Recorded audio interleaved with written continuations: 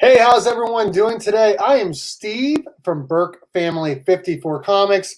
Welcome to another episode of our Thursday night chats. I'm excited to be talking with everyone here, reviewing some of our comics this week, showing off what we got, and just hanging out. Before I bring in some of our guests, I would like to invite you to subscribe to my channel if you haven't already done so, and make sure you check out my 1,000 subscriber giveaway. We're giving away 2 really cool slabs. A link to that video is in the description. Okay, we got some people in the chat, but before we talk to them, I got to bring everyone in right after this intro.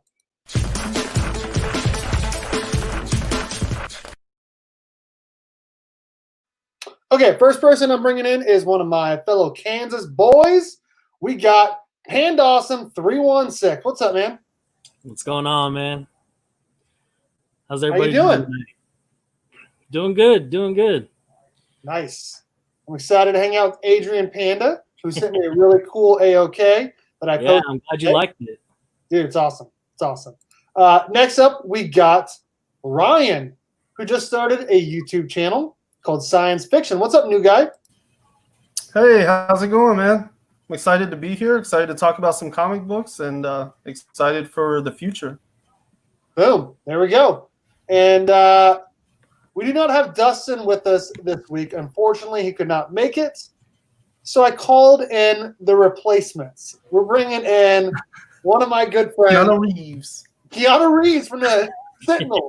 I'm bringing in one of my friends. I've had him on my live stream before. You know him as flash6792, also known as Robert. What's up, man? What's going on, guys? How's it going? We're doing good, man. How are you doing? Yeah. Pretty good, pretty good. Good to be part of the show tonight. So ready for a good one. Yeah, excited. It's gonna be a good one. We got some people up in the chat. Adrian is here. Austin, what's up, dude? How you doing? Robert is here. Punisher268, what's up? How you doing? Alex Tapia, what's good, man? Pierce Harbuck, hello. Ryan is here. You got another video dropping tomorrow, don't you? Mm-hmm. Yeah, tomorrow at noon. There you go. There you go. Let's see here. Franco Z. What's up? First time I've seen you in here. Hello, how you doing? All right. We got some good people up in the chat already. So if you are new here to my channel, every single week we have our powered up comic book reviews Thursday night chat where we show off what books we got this week. We always review a couple books as well. And if there's a Power Rangers book that came out, we always review that. Do you know where my water dress is? I do not know where your water dress is. What's up, Eric Compton? You sent me a really cool book. Let me go in full screen so we can see it. Eric Compton sent me this right here. Power Rangers number 21, Stan Lee box variant. Pretty cool. Flash Ray Videos, what's up? So we got 12 people in the chat. Thanks everyone for hanging out so far. So yeah, we're going to be reviewing some comics tonight. But before we do that, we're going to show off what books we grabbed this week. Dude, you did? Dude, we're going to talk about that. We'll probably talk about that first, honestly. All right, so I'm going to go ahead. I'm going to show off mine first. There we go. Okay, so I have not read any of the free ones yet. I hope to read that tonight because I heard the Spider-Man one is pretty awesome. So I got Bloodshot, Vin Diesel, Spider-Man. You know, I heard something about that Spider-Man being the actual first appearance of Virus. I've heard that too. I've heard that. You'll have to let me know. I think it's the origin. I've not read it yet. So okay. I had heard it was a cameo and they're counting it as a first. Okay. But I don't know how true that is. Okay. Then we got, you know I had to grab this. Power Rangers number 1. The helmet variants. Pretty beautiful. I think I accidentally messed up the corner though a little bit. Whatever. It's just a reader's copy anyways. It looks cool. Shame. And then, should I show off that other cover or no? I mean, I think we all are. Yeah, most of us read it, I assume. Yeah. Yeah. And if not, they probably don't care too. The spoiler variant is probably one of the coolest covers I've seen. Honestly, it is. Yeah. Dope. Yeah, especially without all the logos and everything, just like straight virgin. Spoiler variant, Mm-hmm. yeah, Yeah. beautiful. And then That deserves to be on a wall. it does. It deserves to be signed and on a wall. Flash 758. Robert, you picked this up? I actually didn't. My shop's DC order got delayed this week, so I haven't got no DCs. That's right. You said that. Oh man. CGC shut that down. They're not recognizing it as a first appearance. Okay. Thank you, Austin. Yeah. Okay. Thank you, Austin. Shazam 13 variants. I still need number 12 variant, but I'm happy to have this. Got 2 more books. Batman 95. Matina variant. Anything Matina is just gorgeous. And then Venom 26. I had the cover B, the on sale Wednesday. I was able to find the cover A with Virus on the cover, so I decided to go ahead and grab it since it was cover priced. And I did grab a couple other books, back issue books that are kind of keys that were in yesterday's video. So if you want to see those, go check out yesterday's video. Pretty cool Venom books. But yeah, so those are my new comic book day books for this week. Panda, you're next in my order. Why don't you go and show off what you got, bud? So I actually got an A-OK from a friend of mine, and he actually got me that first Power Rangers. Boom. Then I also picked up Batman 95. Read that. And then I got The Man Who Effed Up Time, which I think Ryan and I will be talking about that. Yeah. I also picked up Turtles Urban Legends, number 25. Haven't gotten a chance to read this, but looking forward to it.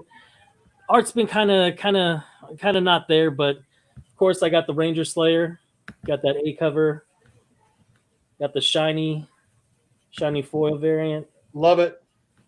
Then I also got the spoiler one as well. And I just got this one today. I'm really excited to actually read it. It's Parallel by Jason Douglas, art by Adam Ferris, and it's also lettered by our boy Boom. Birch.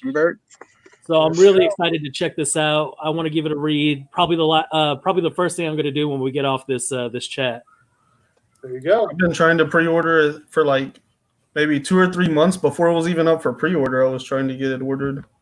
Yeah, Looks actually, good. I actually contacted Jason Douglas and was like, "Hey, man, I don't know what happened with my LCS. They dropped the ball on it.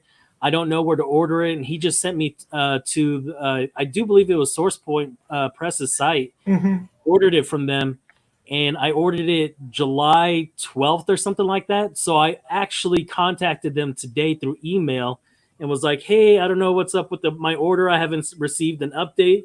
And then I swear, like within 5 minutes of me sending that email, I hear the knock on the door and I get the mail, and I was just like, "This is awesome."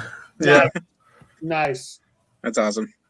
Nice. Yeah, that and Canopus are both like smaller indie publisher books that I was really excited for, and then with everything that's been going on, you know, I've gotten lost, and a lot of that stuff's gotten lost too. I know Canopus, that one was pretty well pre-ordered, and whenever they had to redo all the pre-orders, they lost a lot of customers on that. So, ooh. But a lot of those people did come back once like the second and third one came back. So now I think last week or this week there's supposed to be a second printing of the first one because that one got so lost in all the pandemia. Oh yeah. Ruben Guzman. I don't know if I said hi to you. What's up, man? Yeah, he did say. Austin said no DC this week would be painful. Flash, why don't you go and show off? Yeah, it is. Is that for me? Yep, it's up to you. Yeah. Yep. All right. Well, last week I didn't go to my shop, so I got the free comic book day I got my issue for free comic book day. So I was able to grab that.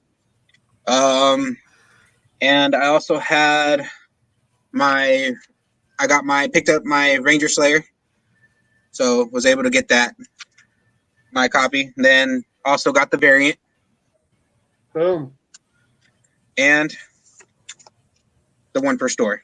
There it is. Oh, nice. There it My is. shop had the one per store variant aside for me, so that was nice to grab. Did you get a good price on that? It was he only had $9.99 on it, so it wasn't too bad. Dude, So, What? he only had $9.99 on it. I So would have scooped that up it was for a good price. $9.99 too. Yeah. Yeah. Nice. Yeah, I think because the book was $8.99, right? So it was only went up $1. So I was Yeah. like, cool, give it to me. I'll take it. Nice. New guy. What's Mhm. new this week? Actually, I haven't been by to pick up any physicals yet, but yeah, I mean, Ranger Slayer, obviously, The Man That Effed Up Time, #4, and Flash 758. All of those I'm picking up. They're sitting there waiting for me. In my pool, I also have Chew #1, Tartarus #4, Kanto and the Clockwork Fairies, Bliss #1, No Heroine #1, and Usagi Yojimbo #10. And reading Ranger Slayer got me very nostalgic for like a 6-month-old book, but I went through through all my stuff and found it. This is the Klaus Christmas special from December 2019. That's Grant Morrison and Dan Mora. This particular one this year was The Life and Times of Joe Christmas. And what's really cool about this is it's basically like a 12-month calendar with no words. So Grant Morrison wrote it, but Dan Mora tells the story. And it is incredible. Like, you go through this man's life over 12 different time periods in his life, and you see his whole life laid out. And it's also really cool because you can read the book backwards and get a whole different story, a whole different effect out of it. So I don't know, just reading Dan Mora's art and storytelling and Ranger Slayer just got me really feeling like I should go back and read that one because he does all the heavy lifting in that. He does. He's a great artist. We had a couple new people jump in here. 69 Chop Shop. What's good? Glad to see LCS is not trying to make a huge profit on it, one per store. That's good. Oh, yeah. Yeah. It is. I'm of two minds on that, to be honest, though. I understand it 100%. Like, Yeah. I totally get it. I think it's great whenever they do a fair deal, though. But I do feel like there's something to the one per store that like really gives the store the opportunity to make a profit, because they're not cutting huge profits off of their regular books, So I feel like they should be able to mark them up. But sometimes I hear these stories of like $40, $50, $60, $100 for a one per store or something. Like it's not worth that much. Yeah. I gotcha. Mike V is in here. He said he had to read Batman 95 before he jumped in here because we are going to be talking Batman 95, Flash 758, Ranger Slayer 1, and then I think you guys are going to talk The Man Who Effed Up Time as well. And then if anyone, like whatever book that anyone read, we can just all talk about it. Yeah, we may actually hold off on The Man Who Effed Up Time, so this way we can talk with Dustin about it because he's the only other guy that we read it with. So, true. I mean, That's we true. might just wait. There you go. Even though everybody should be reading it. Yeah. Everyone should be reading Ranger Slayer too because it was really good. That too, yes. Yeah. North Garden Comics, hello. Craig69 says he's not here. Keys, Leon, what's up, boys? What's up, man? What's going on, guys? It's your boy To Key. everything. Keys. The free comic books are looking nice. They are. I secured another free comic for Panda. I'm going to pick it up next Wednesday. Hopefully I can find more. If I do, I'm going to send them more than one. Batman 95 was my favorite this week. Ranger Slayer was a close #2. Oh, okay. Interesting. Don't take advantage of free comic book days books. The shops do have to pay for those. So when I see people getting stacks, it bothers me a bit. Yeah, I think they were subsidized this year, though. Not that anybody should take advantage. I'm not saying that part's okay. But I do think this year, because of the pandemic and how everything got pushed, I heard that they did subsidize those, so the stores didn't have to pay on those this year. I will say this: 20 to 25 is a normal price for this. Yeah. Yeah. It's just That's fair. Yeah. For less. That's all So we're saying. Robert just got a great deal on his. Yeah, because I was actually expecting, because when I first got it, when TMNT crossover was happening, he had the Shredder variant for issue 1 set aside for me already, and he did the same price, $9.99. That was the price he sold it to me for. Yeah, see, So I was I like, paid cool, way I'll take it. Yeah. Of the White Ranger, dude. Yeah, with the Right Ranger one. Ryan, didn't you get yours at like cover price from Chino and Manny? Mm-mm. Oh, No, I paid, I think, 40 for it. you paid 40 for that, right? Oh, wow. Mm-hmm. Dang. And Which, Panda just got one for a pretty good price. Yeah. To me, it was worth it. I don't feel bad about it, but No. you know, I do think that one per store is better at like a $20 to $30 price range. And it's understandable because, like you said, one per store. It's not like they're making a big profit on it, but it's a little something for them. I mean, it gives it a little bit of rarity, makes it worth a little bit more than cover price. So, and I think they should be able to turn that little bit of extra profit every now and then. Batman 95 was crazy. I'm excited to talk about it as well. The stores in my area don't do free books. Must be Washington State. They don't do the free comic book day books. That is weird. Some stores don't. Some stores don't because. No, go ahead. Oh, sorry. But yeah, some stores don't because they pay out of pocket for them. So because there's no profit in them for really. So sometimes they do, sometimes they don't. It just kind of depends on how much foot traffic they come in. True. Shoot, you could be like one of my LCSs here, and they held back all the firepower once they figured out that book was selling for like $8 a piece. They're like, no more free comic book. You have to start paying for it. I saw 30 copies of those the other day at the shop that I really dislike. I saw 30 copies of them, and I saw 30 copies of Ranger Slayer free comic book day book. But none of you guys said you like. I think you guys all have them already. So I was like, I don't need to get any more. I have one copy. That's all I need. Yeah, it is crazy when people are charging for that. Like Dustin had to pay $3 for his Ranger Slayer free comic book day book. That's crazy. I will say though, like the new comic book day books this year have been pretty awesome.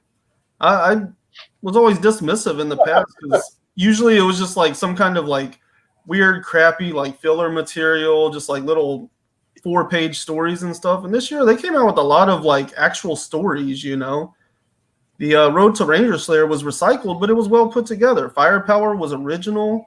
They had those other 2 books that were original content. The X-Men thing, I think that was kind of a recap to help catch people up. So I feel like they did a pretty decent job with the books this year. It's just unfortunate it got pushed into such an awkward time. Oh, I know. Mike V, I'm going to message you after about some stuff that I'm looking for me and for other people, and then we'll talk. Is Two Gun Pedro on here? Someone said pew pew. I must have missed them. Oh, there it is. What's up? Okay, pew pew. Okay, all right. So we have Rangers. Let's talk that. Let's talk Ranger Slayer. Hey, Geek Assets. What's up, man?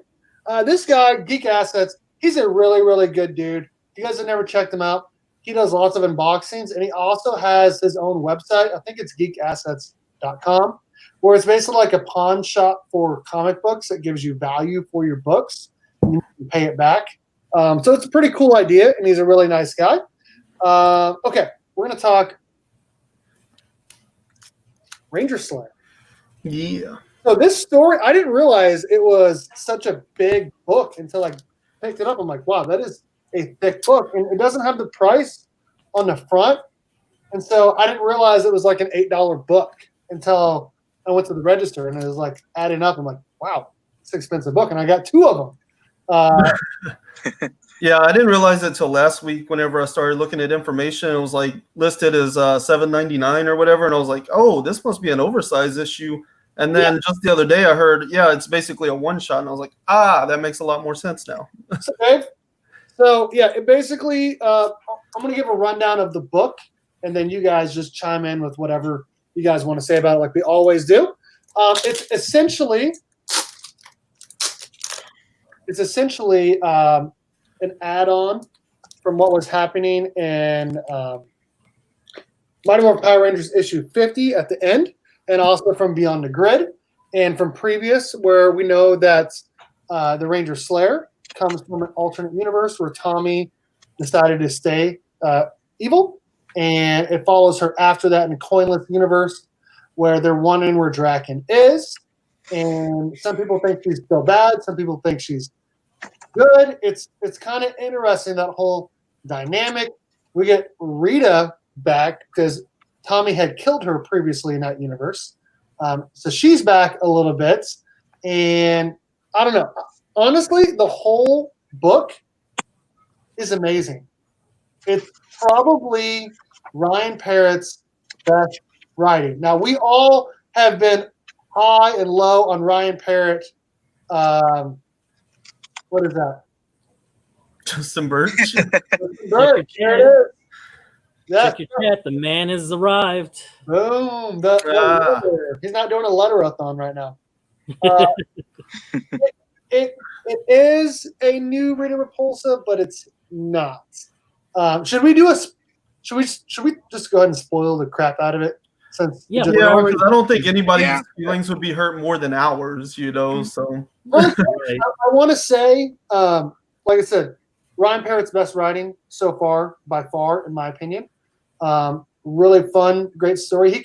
I feel like he can live like outside of the universe a lot, come up with his own material since it's not in continuity, so he can come up with more interesting things.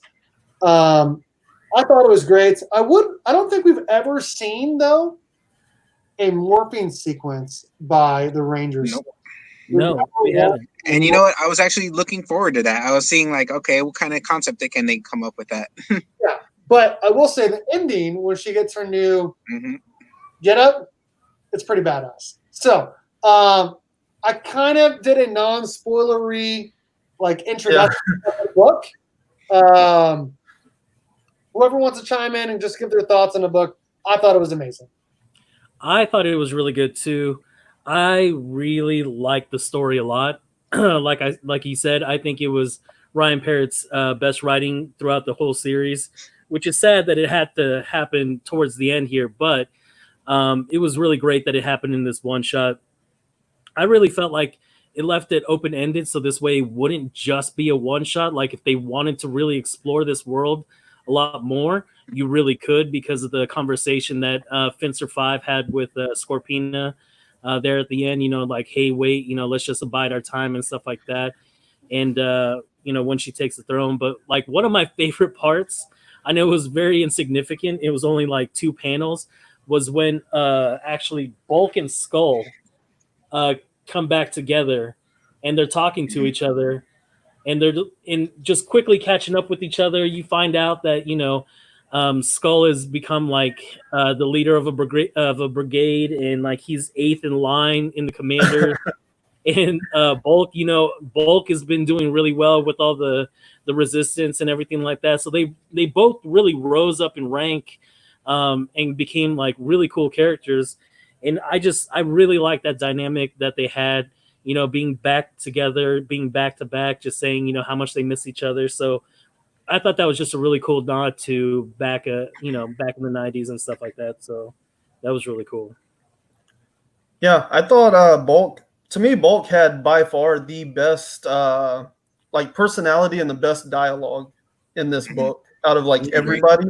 I mean, he did so good in like the heavy dramatic moments, but then the level of fun that he has in the Megazord, it was so perfect. The fun he has whenever he finally meets back up with Skull, like that was like just such a feel good moment for me, and I just thought it was awesome. It kind of reminds me of like what we like to see like in a movie or something. Like you want the movie to start with the character kind of on a down note, but by the end they've come around to being such a great character, and you're just having fun at the end, and that's how a good story is to me. And I felt like Bulk really carried the narrative a lot in here, just because he really had the biggest character arc here.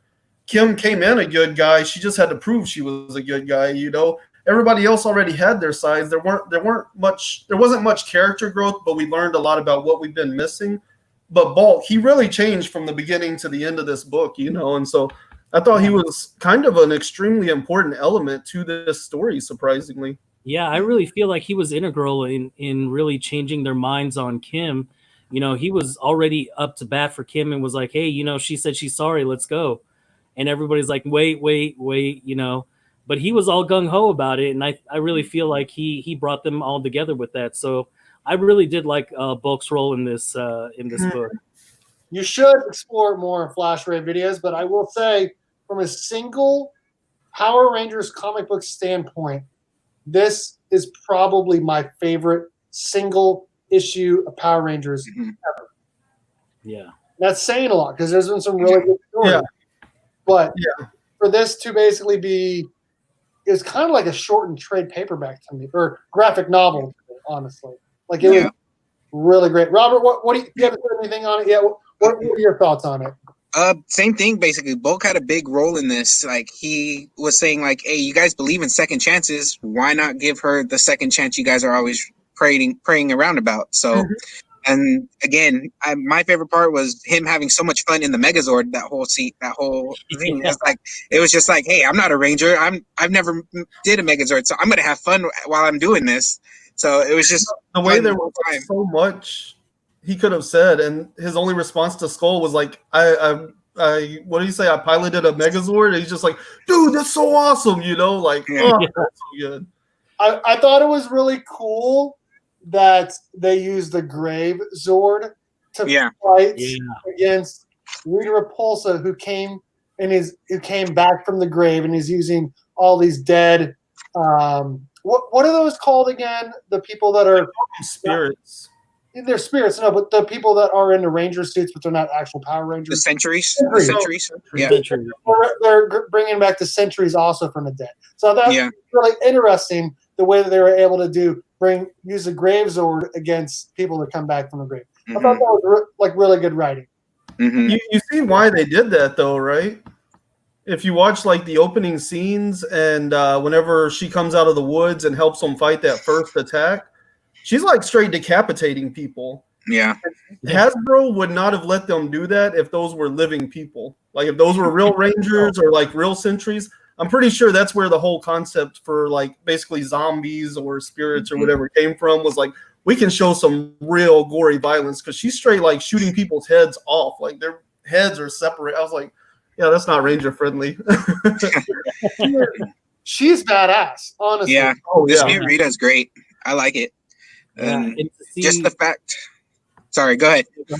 No, and I just like to see the reveal that, you know, Trini was the one that ended up with you know, bringing out Rita Repulsa, and just the backlash she ends up getting with it, you know. I mean, she's usually so level-headed about it. I mean, what did she think was going to come about it when she resurrected Rita? Yeah, like, exactly what I was gonna say. Trini, it was surprised to see that Trini was the one who did it. I was like, what? If anything, I would have put my money on Zach if that was the case. I see, and that's what I was thinking too. Like, we're gonna get a reveal like Zach, or you know, somebody like that was the one that did it, or Matt before he died or something, and you know, something. Yeah. I thought it was really cool how they did all the callbacks and stuff, though. You know, because right before they go in and Trini wants to run off and stuff, Zach says, you know, I'm tired of burying my friends. And then whenever he kind of catches her in the lie and stuff, the first thing that she says is, I guess I was tired of burying my friends, you know. So it creates this tension of kind of a clapback, but at the same time, it's basically saying, like, we're all sick of this, and we are just trying to find a way out at this point, you know? Right. I will say this. I really, really thought with them bringing all these spirits back from the grave, I was like, we're going to get Jason. We're going to get Billy. And that did not happen. That was something that I wished would have happened. Maybe there's something still coming in the future that we don't know about. Maybe that she did bring him back, and who knows? I don't know. But I feel like that's a missed opportunity for sure. Yeah. But I do feel like it's like the way that he's always used Trini to be like the story centric, regardless of whether it's a Mega Rangers or the Ranger Slayer. She's always been a very integral part of the story. Not to say that others aren't, but always feels like she is one of the like top 2 to 3 people that the story is about. And I kind of like that, honestly. Yeah, me too. especially with the actress no longer with us. It's like they're trying to preserve her character throughout the series. Yeah. That's also another reason why I was really surprised that it was her that ended up doing it, because they do such a good job with preserving that character that she had built up, and just how Yeah, but I think because they even made sure to kind of drive that home with the prequel to this, that was already existing material, but they wove it in a certain way to make sure. It's like when you're watching a show, like Shameless, and you get to season 8, and they're like, last time on Shameless, and they're showing you characters that haven't been around since season 1. You're like, okay, well, they're obviously about to show up and be relevant again, so they want me to remember, So I felt like that's how the road to Ranger Slayer was it made sure to drive home the points that were going to be relative to what we're headed into, and so I think that's why they drove the point home in that book that Trini is level-headed and even-keeled, and so when you see her in this book and she's not, how truly dire the situation is, that they're all on the edge. So good. I want to read this again when we get done here. No. I did have 2 questions though that I feel like I didn't quite understand. What was the deal with Kim laughing and talking about Zordon? I don't know either, other than other than to plant the seed that he might come back pretty soon. That he's somewhere out there still, or the fact that he's kind of like a spirit, that he's all because he they show he can see everything that's happening when he went away for however many issues it was. So it is. I think that might be what they're talking about. I don't know. I didn't really understand the Lord Zed thing either, and him becoming Lord. That to me felt a little fan servicey, kind of from the Turtle crossover and stuff. I was like, oh, I don't know, this is weird. It was weird, and it definitely very fan servicey, but I kind of liked it. Yeah, honestly. That kind of threw me off. I was like, Lord Zed, Dragonzord. Okay, that works. Yeah. The second time I read it, it flowed a lot better because it just completely threw me off whenever he showed. I was like, wait, what? This is what was going? What? But it flowed a lot better the second time I read through it and was expecting it. My other question is, at the end of the book, we pretty much understand what's going on, right? They basically teamed up so they could take out Rita. And then at the end, they kind of give the impression that they've teamed up. That they're teaming up again. They're making this alliance because there's another threat or something that they need to be unified. Team Barry. Yeah. I saw that message from other comics. Hashtag Team Wally. Team Robert, no. Team Wally forever. Yeah. Well, yeah, go ahead, Ryan, talking about the team here to. Yeah, I mean, basically it seemed to me at the end they were like, hey, look, we're going to prop up this figure so that we can create peace. But the way they present everything is if they're trying to make sure they can all survive whatever's coming. But they never give us any indication that anything is actually coming. And I thought that was kind of weird. I think that's why I think it's so, open-ended to continue on a story.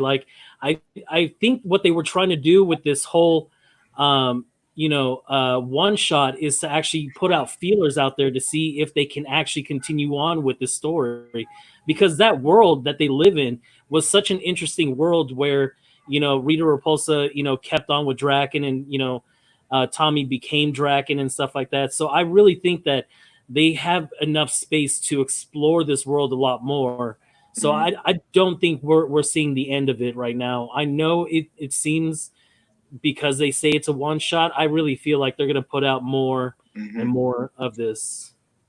I agree. And if the writing is as good as this, I'm all in for it. Oh yeah. Yeah, I will say, we've been trashing some issues not getting what we want out of Power Rangers.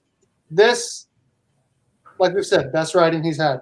I am interested to see if this is a precursor to Draken New Dawn that's coming out, because that's going to be by a different writer.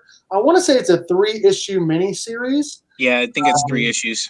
And I don't know if this is a prequel or after what's happening in Mighty Morphin.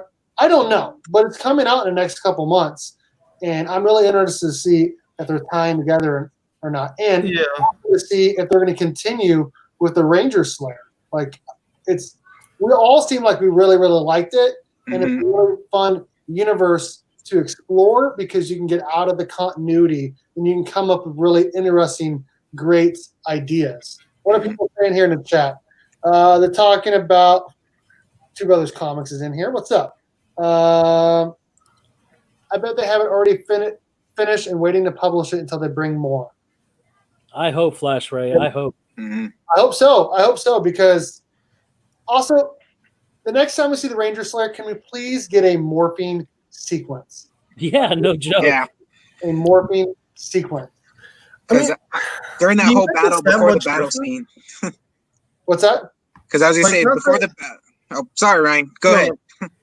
No. I was just going to say, like, I want to see it, obviously. But, do you really think it's that much different, though? Because, I mean, even when Tommy was possessed, he didn't, as the Green Ranger, he didn't morph any different, right?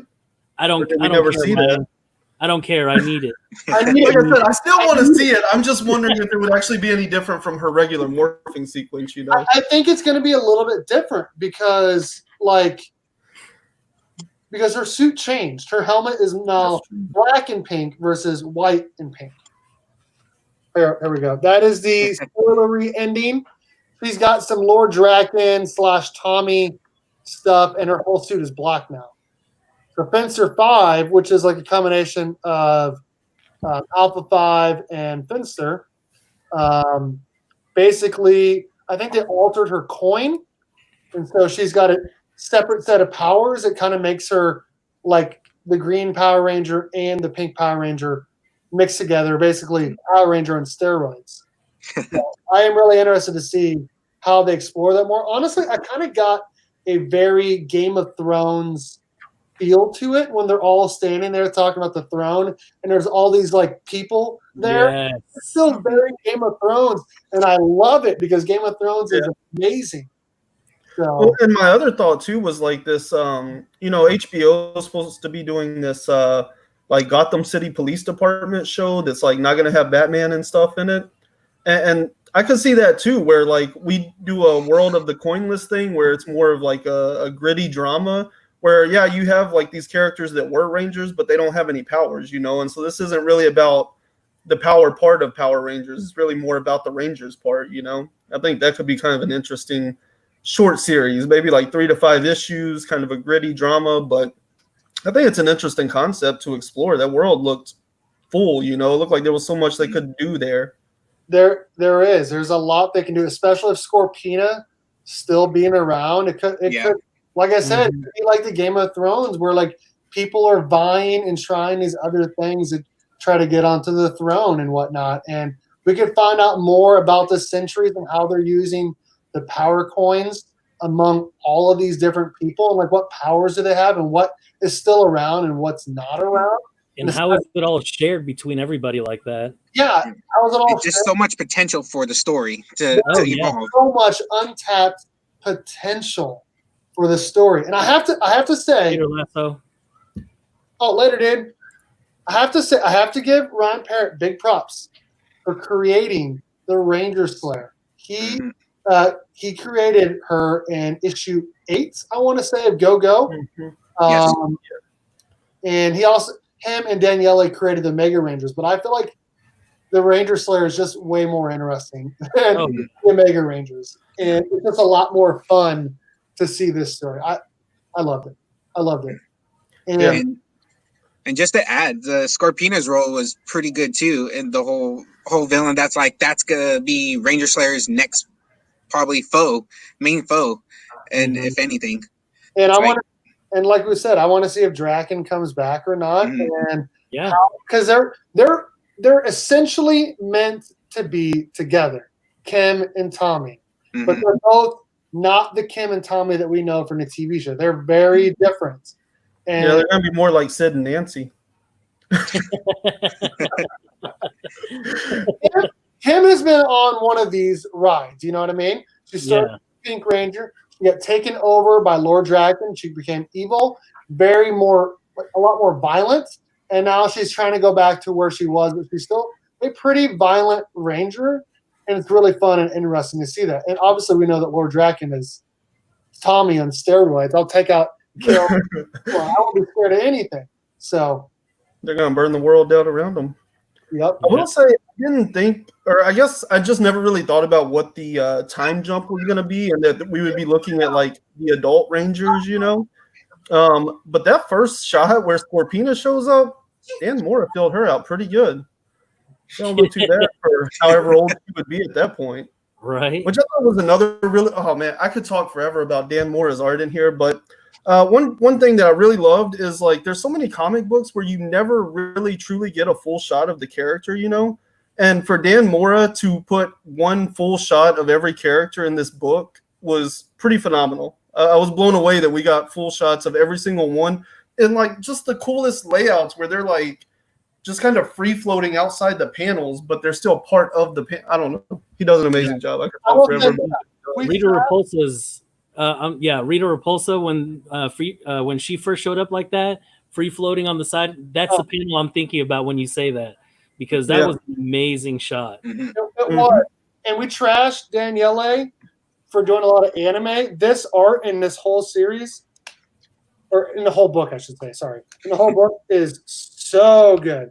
And the very first time we see Rita Repulsa, I'm going to try to do this. That's the very first panel. And it's just, like he said, just amazing. Look at that face. Yeah. Love it.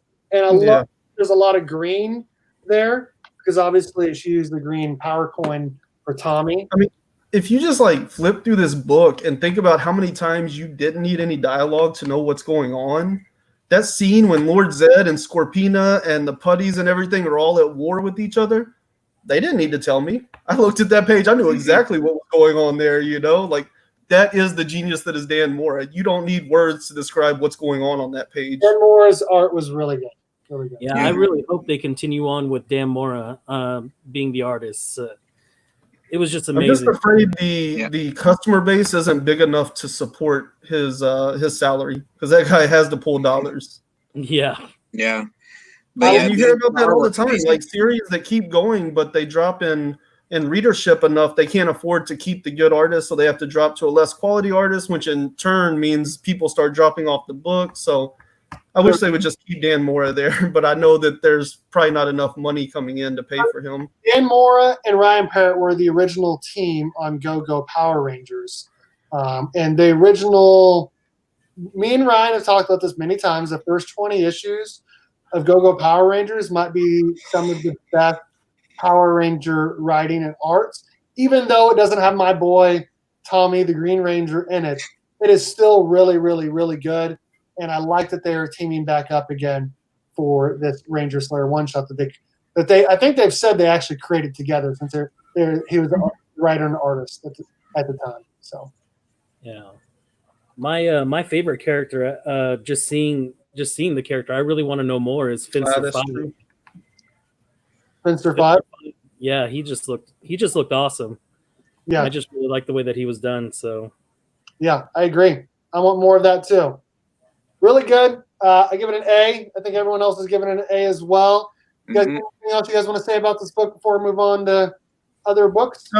Highlight Justin Birch's comment there, because that's a really good point too. I don't want that to get lost. Okay, hold on. I think my chat is not updating. So okay. Well, Justin Birch said be more concerned about Mora's schedule than his pay, and that's a good point too. Like, he's so good, everybody wants him. So he might just not have time to work on everything that he wants to work on. You know. That's true. The last thing I see on my chat here is "See Ya, Bud" by Keys. I'm sure there's been a lot since then. Sometimes StreamYard is weird. It doesn't show some of the comments. Like, I noticed that during my auction a couple weeks ago. So yeah. Yes, Flash Ray, get the first 20 issues of Go-Go plus the one-shot Rangers Forever. You will not regret it. Yeah, I agree. Okay, we're going to talk Batman 95 next, and then Flash 758. Robert, you can hang out and talk to us if you want, but I know you said you haven't read them, so you can hang out. I'll hang out. Yeah, I'll listen. Cool. Honestly, spoilers, I don't mind. Okay. As long as I get to read, I'm good. What's up? Okay. What's up, Phil? How's it going, man? Power Rangers is a series I've thought about dropping, but it's just too good to drop. Power Rangers series I thought about dropping, but it's just too good. I could drop one of the big two. Okay, yeah, because they're gonna come out with Mighty Morphin #1 and Power Rangers #1. And I think I'll probably just be reading Mighty Morphin, but I think Ryan is gonna be reading. He's gonna be liking more of the Power Rangers. So, okay, let's talk Batman. Batman 95. This is by James Tynion IV and Jorge Jimenez. Which Jorge Jimenez, I didn't even know who he was until like a year and a half ago when he started doing Justice League with Scott Snyder. He's a really good artist, and obviously we love any Matina cover. We got the Joker on the cover here of the Dark Knight in the background. It is pretty freaking sweet. But yeah, so this is Joker War Part 1 by James Tynion and Jorge Jimenez. I thought it was good. Panda, did you read this? Yeah, I read it. Okay, cool. Oh boy, yeah. I was wondering if Mike V was still here because he is a Batman fanatic. So, who else is Austin? Austin's been so excited about the Joker War, so I know he's really excited to talk about it. let's talk it, Austin and Mike and everyone else in chat and Panda. Have you been reading any of the other books tie-ins? Because no, not the tie-ins. I was watching Gem Mint Collectibles, and he was talking about all the other tie-ins, and he was saying that Batman 95 really stood alone by itself, that you really didn't need the tie-ins. So I don't really feel like I missed out by not reading any of the tie-ins like Batgirl or anything like that. So I'm just gonna stick with Batman. I like it. I will say, that book that you sent me, Nightwing 72, there is a tie-in there. And I like it. But I also feel like you don't really like. I've had some of the other like events in the past where they've all done all these different tie-ins. I don't usually always get them unless I really want to. Yes, Nightwing is so good right now. It is. He said get Batgirl 47. I did not, but I know he did. But I also feel like the Batman story, the Joker War, does stand on its own, like you said. As I'm going through this, so the main story is Batman 95 through 100, and this is Batman 95. And then we got all the tie-ins with Nightwing and Batgirl, and what was the other one? I just saw it. Harley Quinn, Catwoman, Red Hood Outlaw. And then there's a Batman Joker Warzone book as well. Yeah. The story is really good. Honestly, the art is on point. The art is on point. I thought the art was a lot better in this one than it was in 94 and 93. I really enjoyed the art in this, especially when they had all the people inside the movie theater. Yes. That big reveal when everybody was inside the movie theater. He's like, what people? He's like, everybody. And you just see everybody's inside. Oh, man, that was creepy. Yes. We also got a view of that Batman suit that everyone's been showing off on social media. And James Tynion took to social media to talk about how that suit is more of a dream sequence suit in issue 100, which it doesn't look like a dream sequence to me here. So I don't understand exactly what's happening. And I also don't understand in this book what all of it is actually happening versus like what is he seeing in his head because of the Joker. Like, I don't know, because at the end he's talking to Alfred and Alfred should be dead. But also at the beginning, there is a little sneak peek about who I think that the clown hunter is, because he says that, what is it? Let me find it here. He says, you don't think I'd let you fight a murderous nightmare clown for the rest of time on your own, did you? So I'm starting to think that Alfred may not actually be dead, and he's going to come back as a clown hunter. What do you think, Panda? I think you're on the right track there, because I was thinking the same exact thing. There's no way that with anybody talking like that is going to be somebody that's not close to Bruce, and so I really hope they bring back Alfred in that way. I mean, we can tell that Lucius is almost done. Yeah, especially with the way that they did him with the toxins and everything. and also the way he's talking every issue too. Like he doesn't seem like he wants to be Alfred. He doesn't want to be Batman's Alfred. So, and Batman needs an Alfred to be successful. Definitely. And to take a pause for a moment, Black Label is going to be coming out August 1st with the Three Jokers. Yes. I'm really excited about this because Jeff Johns is going to be the one heading the whole thing. So I'm really excited about that. They announced it like 2 years ago, and they've known that there's been Three Jokers since issue 50 of Justice League from the New 52. So it's been 4 years. 4 years since we've known about that. And we're finally getting that story, and I am excited about it. Though I will say it seems like every single Jeff Johns book that he ever writes always gets delayed after like an issue or two. Doomsday Clock took 2 years for 12 issues. Shazam, it seems like it was every single month, and then it started going every other month, and then once every 3 months. It's just, he is an amazing writer. He's one of my favorites for sure. I'd love to meet him and interview him, but he has too much on his plate. He needs to do either just comics or just movies because he's great at both. But pick one because you're getting behind on comics and it's making people frustrated. Sorry, that was my rant. No, absolutely. No, I get it because, we've all known about the Three Jokers forever. And I've actually thought the Joker War was supposed to be a tie-in to, the Three Jokers, but apparently it's its own thing. So I think it is, and it's Black Label, so it's not supposed to be continuity, but they also make issue 50, so it should be in continuity. So I don't understand it. Mike V says there's a haunting panel going around of Alfred's head dangling. Man, I must have missed that. I haven't seen that yet. We're also assuming the Clown Hunter is not in his mind as well. So also, I will say, Batman is really weird and interesting because I want to say it was like issue 16 of Batman Rebirth where he came home and Nightwing and Red Hood and Damian Wayne were all like hung, and it said like I am Bane when he was fighting Bane early, and they're like they look to be dead, and then they're in these like cryostasis chambers, and suddenly they're back alive again. So it seems like they kill off someone, but they don't kill them off, and then they take them out, and then they come back. It's just I don't know. I know it's comics, but it's just I don't know. I don't like it. Just do what you're gonna do, and then just do it. You know what I mean? I don't know. Yeah, no, I totally understand. But yeah, in reading this, I like where they're going with this. I think this is a good start to the Joker Wars and everything like that. So I'm really excited to see where this is all going to go, especially with how much money the Joker has now, and the development of a Punchline and seeing how integral she's been inside, the Joker's plans with a lot of things.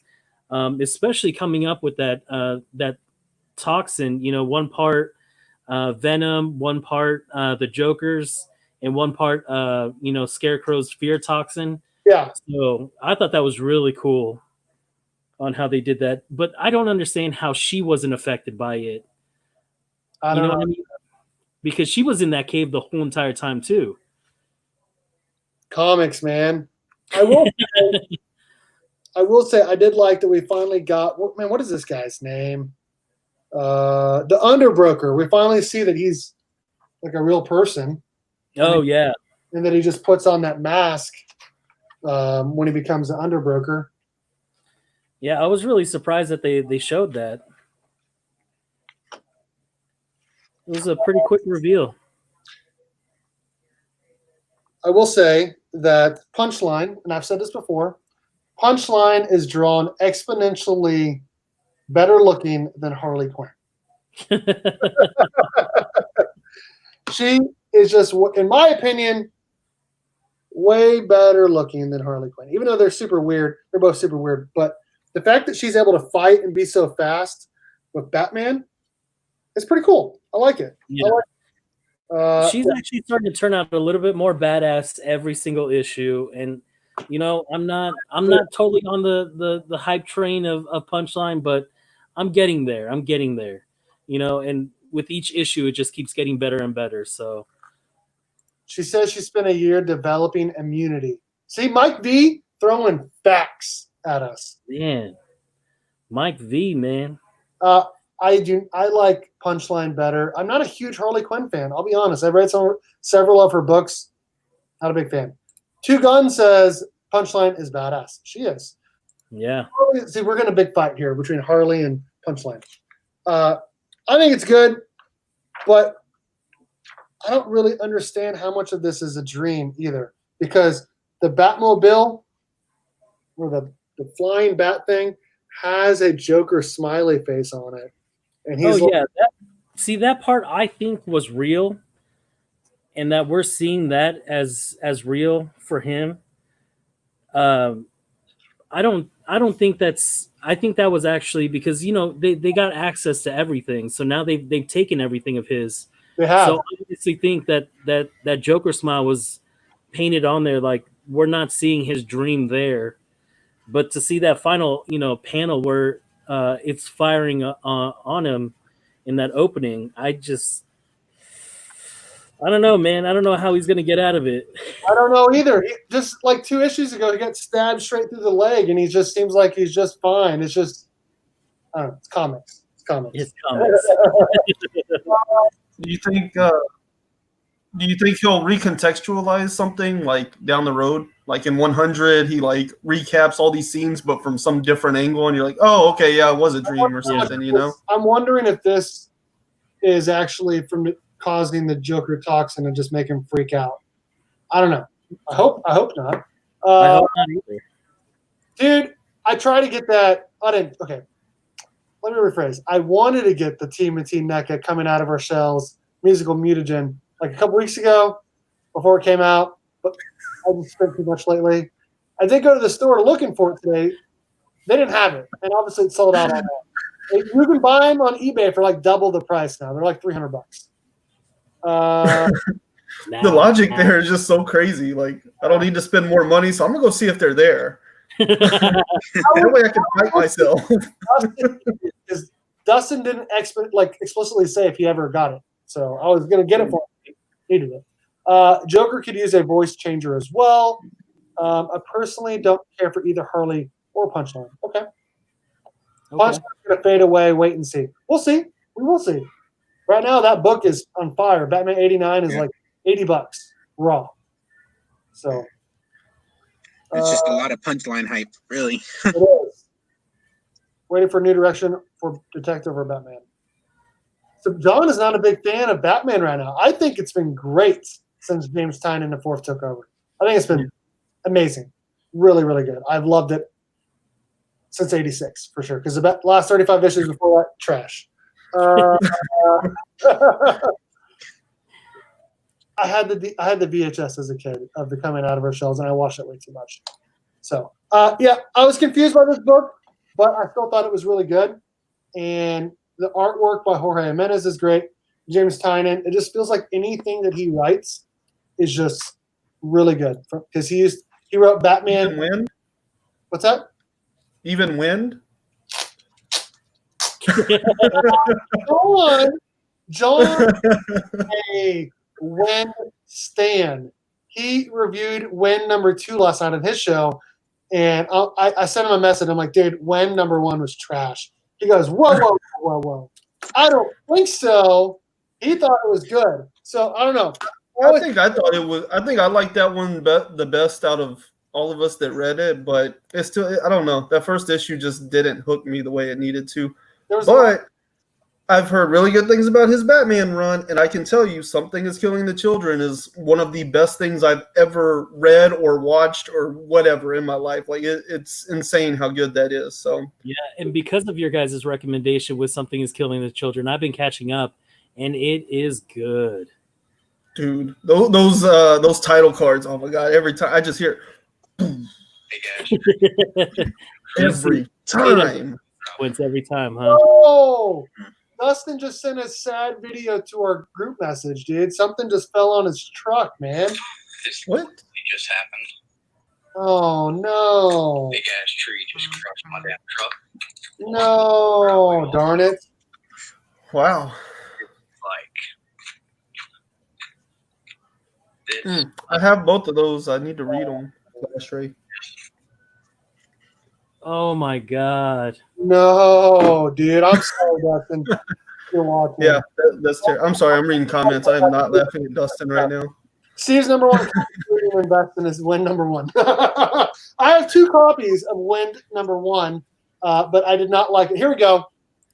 I'm not a Wind fan. Not what I said. I said I liked it better than most of the DC these days. It was really a burn on DC. John? Yeah. Come on now. Batman, Flash, Shazam. All of those spectacular right now. Joshua Williamson is probably the best writer in the DC line right now, outside of Jeff Johns, in my opinion. I struggle with calling Jeff Johns a writer at this point, though. He's more Robert, like a waiter. what do you think about that? Me saying that, Joshua Williamson being so good. Oh yeah, he's an incredible writer. I mean, everything he does, like everything he writes in the Flash, at least, it's amazing the way he does it. Very like classic, well-trained, traditional writing style. He knows how to tell a story. He knows how to stay on theme. He's a better trained writer than most of the writers writing comic books right now.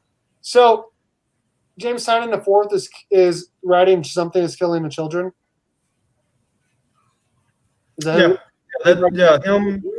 and something Delaria is the artist name, and that's like their baby, their creation, and I mean it deserves so much to be on like Netflix or something, right there next to Stranger Things. Like it would fit so well for that audience. It's crazy they haven't already put that out.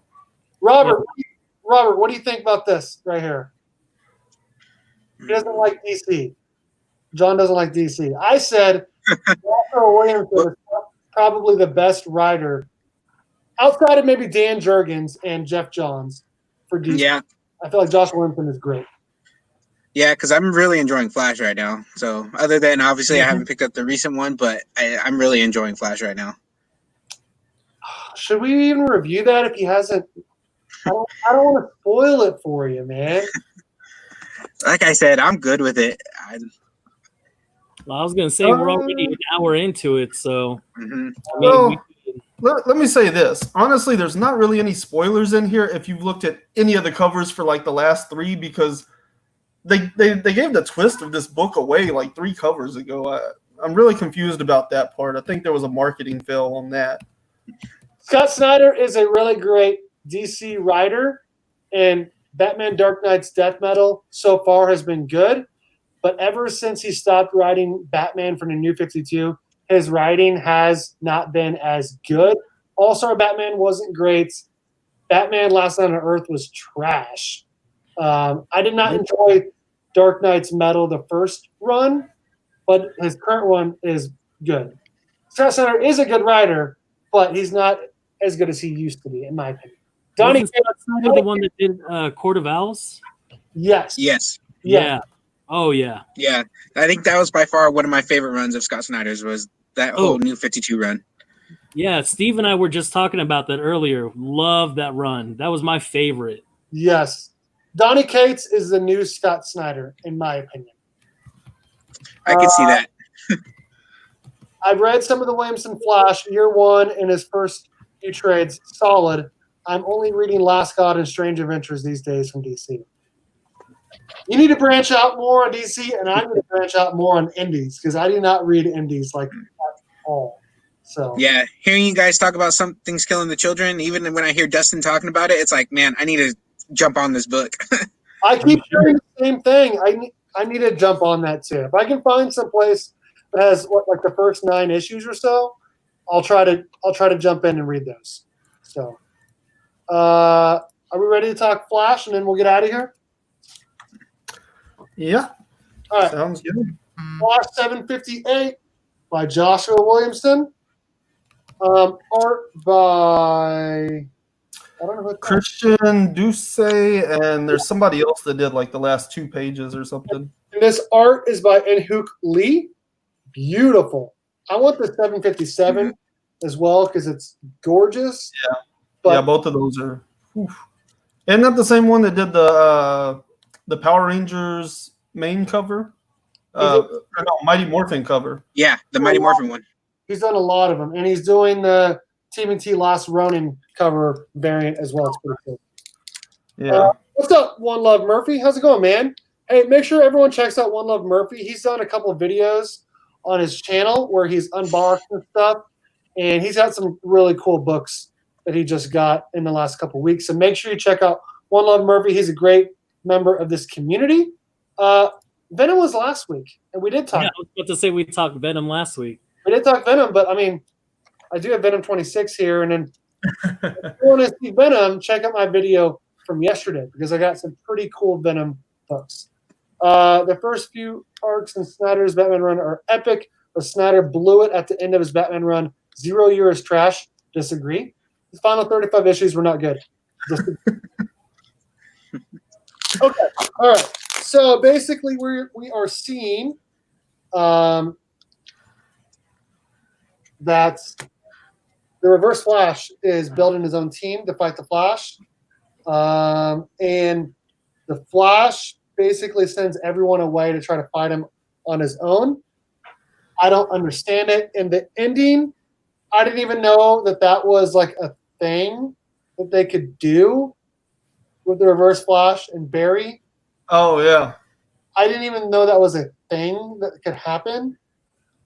Like, I mean, I'm not going to say I knew it could happen, but I like the way they pulled that off. It makes sense. It does make sense, but makes you wonder why he didn't do it before, honestly. Mm-hmm. Yeah, I mean, that's the one problem I have with, like, ongoing comics is, like, they just have to keep making crap up to make it work. And at some point, you got to be like, well, that was just an ability he's always had and never used, you know? Right. That does seem like that's what they're doing. I did like the Tornado Twins fighting Barry. I thought that was pretty cool. I thought that was way better than the ending, honestly. Mm-hmm. And also, I do like how they explained that all of these rogues are taken from different times in the timeline. Because we just saw in, I think it was, what was the name of the story with Lex Luthor where he was giving everyone like it just came out last year. I didn't read that one. I remember you telling me about it though. It was like everybody gets like basically superpower. Like Captain Cold's more powerful than ever before and stuff. Like one wish or something or whatever. I can't remember what it is. Anyways, in that storyline, Golden Glider is helping Barry Allen Flash, and now in this book, she and Captain Cold are fighting Barry Allen and Flash, and then they talk about how some of them are younger or older than they looked the last time they saw them. And Barry's like, he must be taking them from different times in the timeline. So I do like that they explain that better, but the ending still. I'll show it really quickly, and then we'll. Robert, you listen. Robert's listening and he's watching, and I don't want to spoil it too much for you. But hey, feel free to talk. I'm okay with it. I don't, as long as I still get to read it, I'm good. So it makes me feel like, have you guys watched Titans on DC Universe? Mm-mm. Yeah, I have.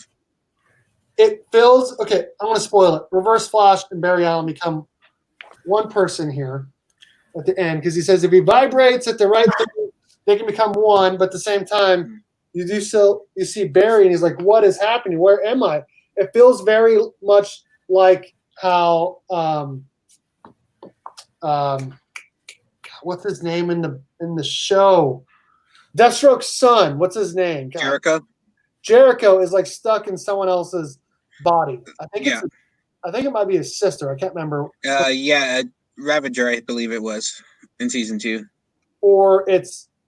Oh no, it's Slade. It's Slade. That's what he was. Yeah, it was Slade. Yeah. So it feels very much like that. There's two people in one, while one is controlling it, the other person is seeing everything that's happening, but they don't know what's happening. And at the very, very, very end, Panda, what's up? Hey. Just I got just upgraded. message StreamYard. Max Mercury and Jesse Quick are coming back, which they have yet to make an appearance in the DC Rebirth. So it's cool that we get to see them and other people. I'm really, really, really excited to see if we see Wally come back, and if we finally get to see Impulse see Barry, because Barry has yet to see Impulse since he came back, and I think it was Flash Annual number 2. So I'm excited to see if the Flash builds his own team of speedsters to fight Zoom. But at the same time, how does he do it if he's Reverse Flash took over his own body? I don't know. I'm excited for it, though. What do you think, Ryan? I just talked a whole bunch. No. Yeah, you're good.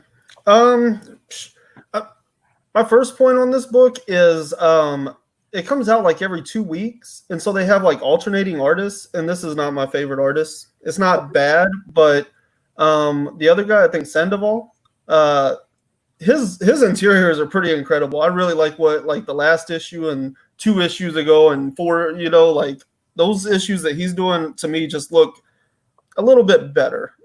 So that was my main thing. I was like reading this, I'm like, wait a minute. And then I had to go back and look at the artist. That's how I knew who we were looking at.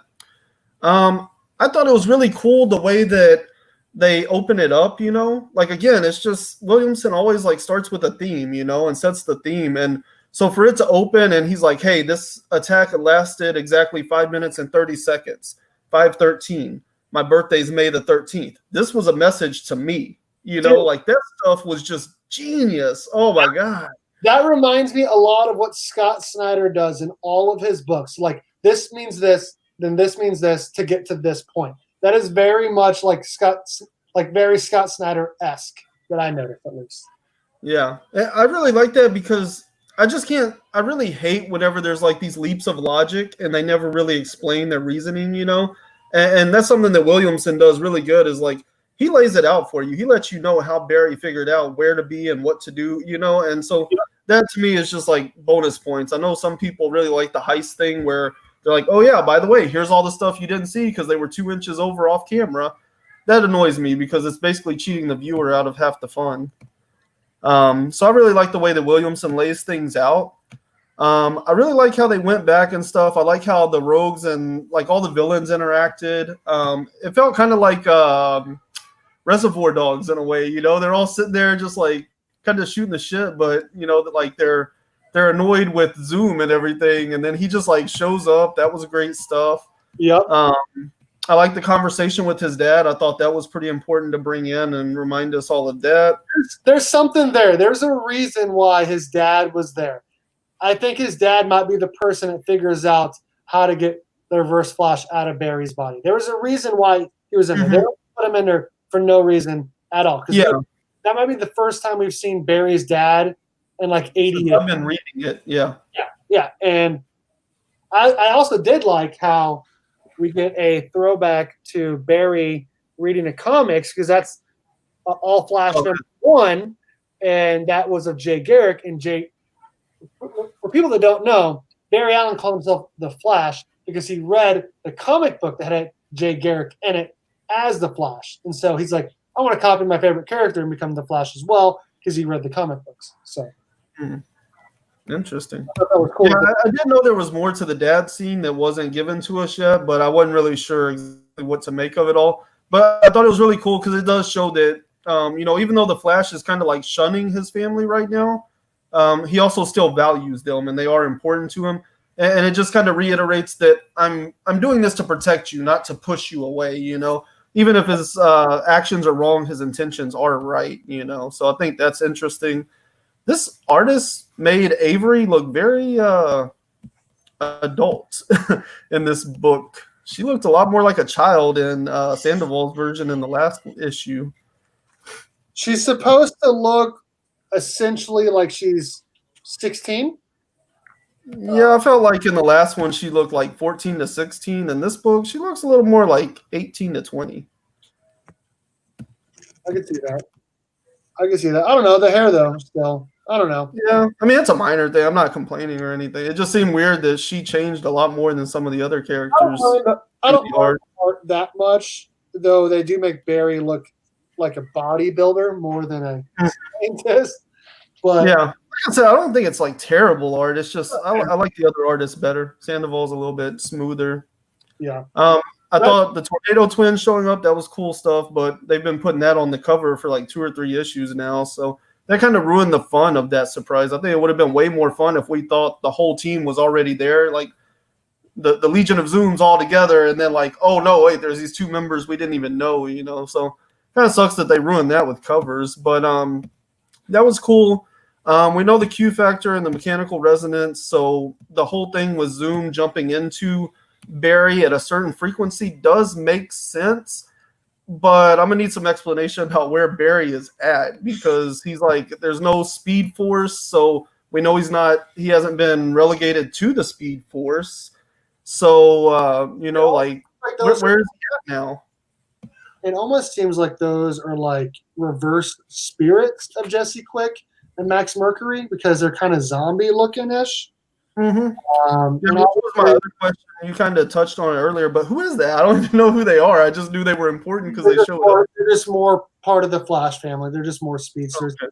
Robert, can you say anything more about Jesse Quick and Max Mercury other than they're just speedsters, a part of the Flash universe? Other than that, yeah, I don't know too much about them. But yeah, they're just other extra speedsters. Jesse Quick, Justice Society, I believe. So.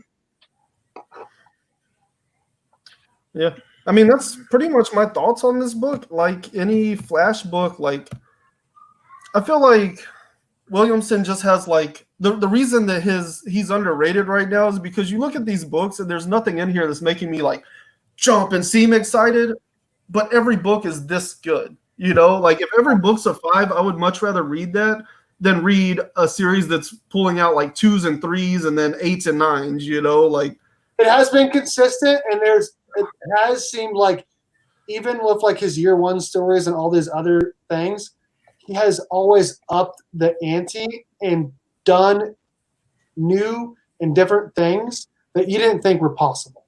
And obviously at the end of this book, you did not think that was possible. There's a lot of things that you did not. Oh my God, Panda.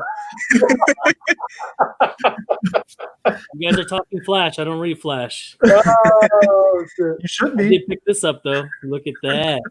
Hold on. I guess the daycare's let out early today, huh? Doing your own Ninja Turtle Power Ranger crossover, that's all. I freaking I love know, right? Boom! Look at that. Sweet. As someone who has both the Lightning Collection and Bandai, I've said it before, the Bandai version of the Rangers is so much better put together and stable than the Lightning Collection, though I love the accessories that come with the Lightning Collection. Those, yeah. Sweet. Do you have any of the action figures, Robert? Yeah. Yeah. Sorry, yeah, I do. Yeah, I got all my that's all mine in the back. Those are all my Bandai ones in the back. And then I got my pops up top. So I got them all, and then my Lightning Collection right there on the bottom. Dude, I need to get me a Ranger Slayer Lightning Collection like yesterday is what I need.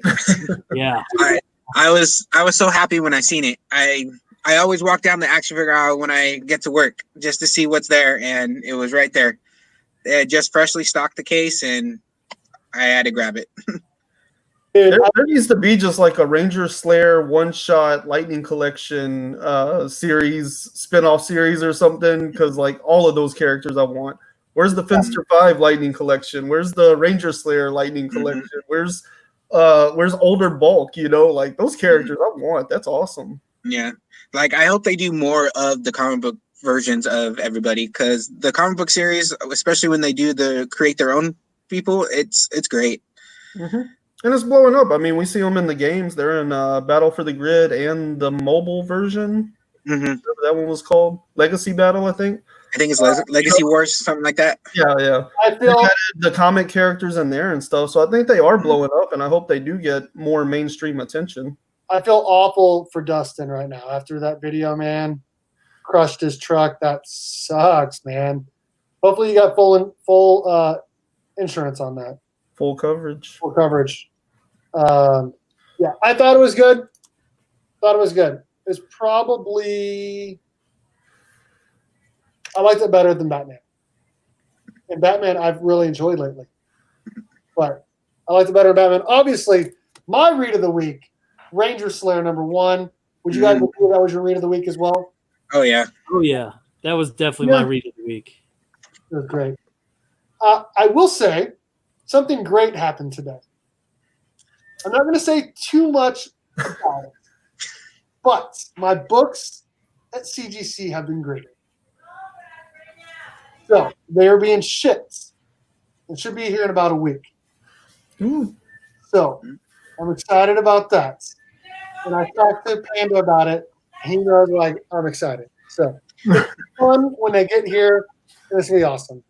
The bed, rear suspension, can't tell too much. The tree is gone, LOL. Insurance will cover, I believe, so silver lining. Hope so, man, because that's a badass looking truck, too, honestly. Oh, yeah. Plus, I mean, what are you going to go? Oh, well, I guess he's got the motorcycle. So I got the VHS. Ruben? Yeah, I remember having the actual tape, the tape deck. Nice. Coming out of your shells. Yeah.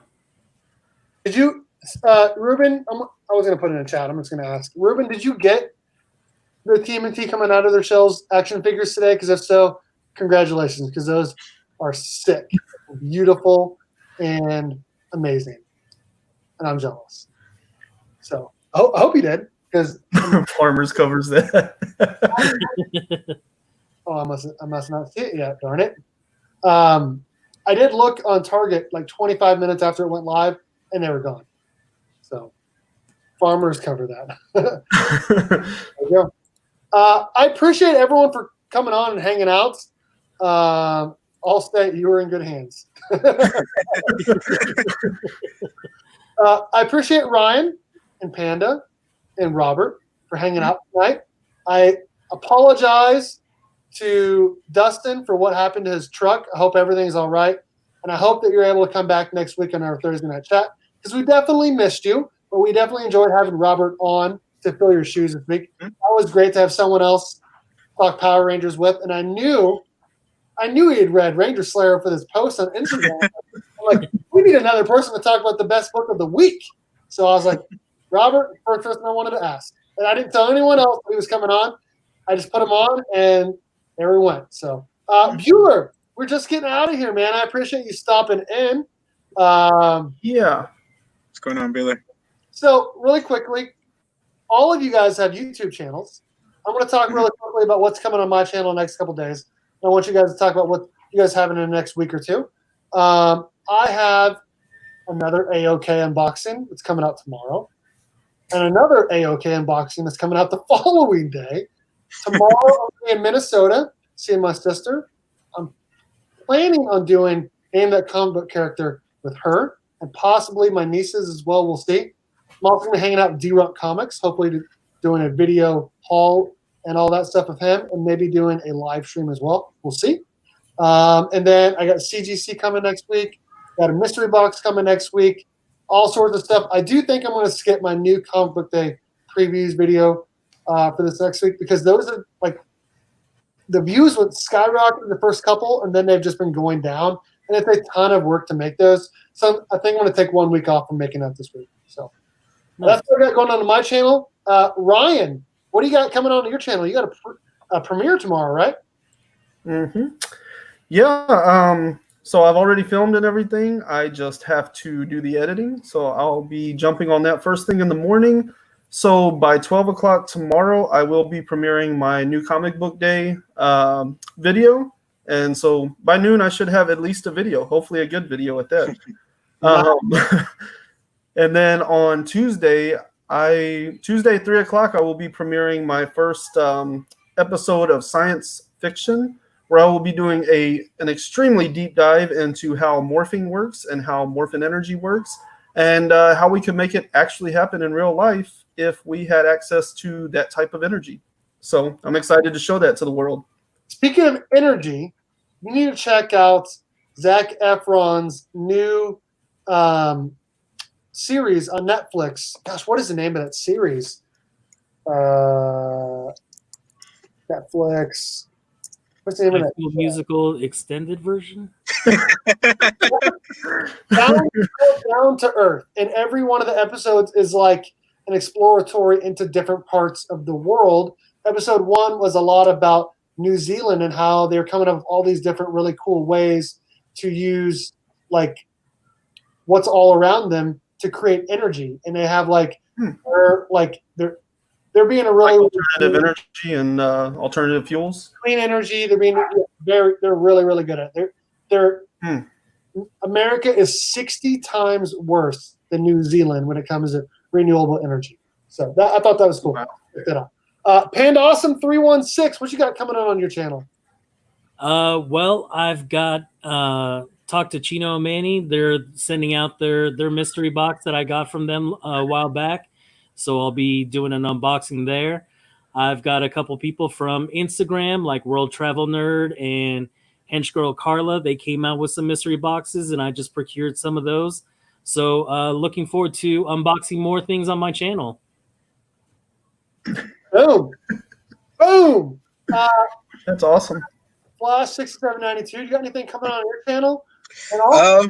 Well, actually, I was going to ask you how the first week of marriage has been.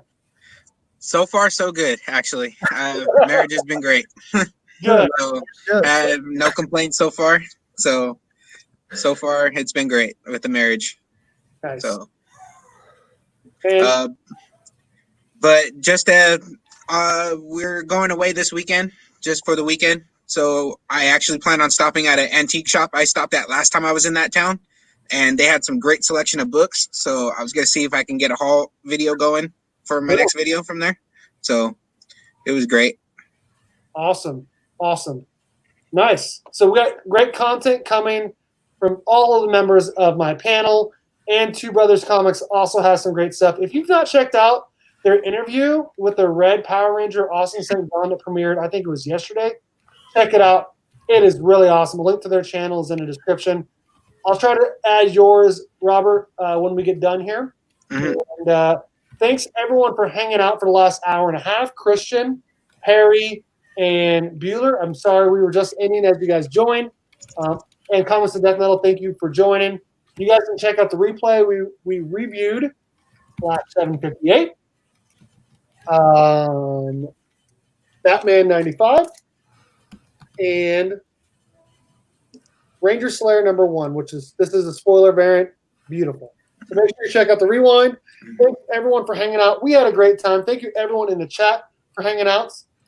I picked up a Batman 95, the new Batgirl, Batman 50, Fantastic Four. Nice.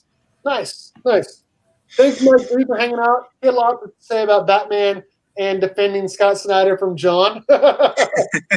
Thanks, everyone, for hanging out. I had a great time. Thank you to everyone in the chat and all of my panel members. And as always, go Cats, Cowabunga, and it's Morphin time.